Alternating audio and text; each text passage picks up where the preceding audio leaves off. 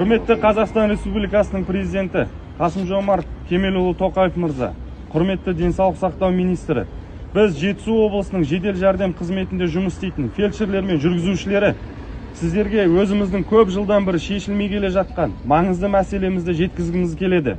Бірінші мәселе еңбек ақы. Біздің жүктемеміз өте ауыр, физикалық және психологиялық стресс.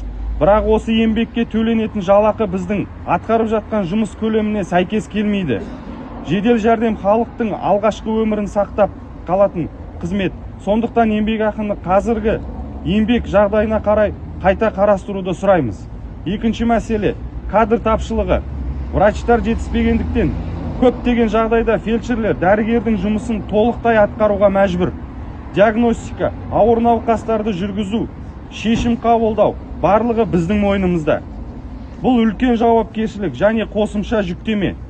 Сондықтан жедел жәрдемдегі кадр саясатын қайта қарап, фельдшерлердің атқарып отырған жұмысына лайықты мәртебемен қолдау көрсетуді сұраймыз. Үшінші мәселе зейнетақы жасы. 103 қызметінің жұмысы әскери қызметке тең келетіндей ауыр. Біз күн сайын ауыр пациенттерді көтереміз, бірнеше қабат үйлерге көтеріліп шығамыз.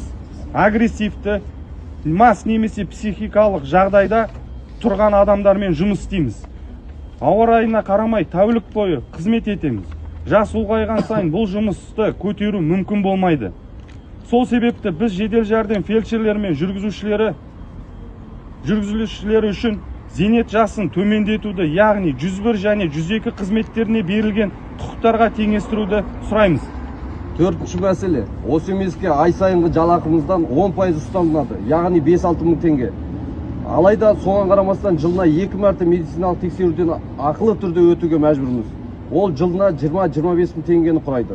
Осы мәселені қарастыруыңызды сұраймыз. Бесінші мәселе, ай сайынғы жұмыс уақытының теңгерімі 160-170 сағат аралығында. Осы сағаттан артық жұмыс істегенде жәрдемақыны 1,5 есеге төленуін сұраймыз. Құрметті президент мырза, құрметті министр, біздің өтінішіміз жеке пайда үшін емес, бұл халыққа сапалы медициналық көмек көрсету үшін, қызметкерлердің денсаулығын қорғау үшін және жүйенің толыққанды жұмыс істеу үшін қажет. Өтінішімізді қарап, тиісті шаралар қабылдайды деп сенеміз. Рахмет.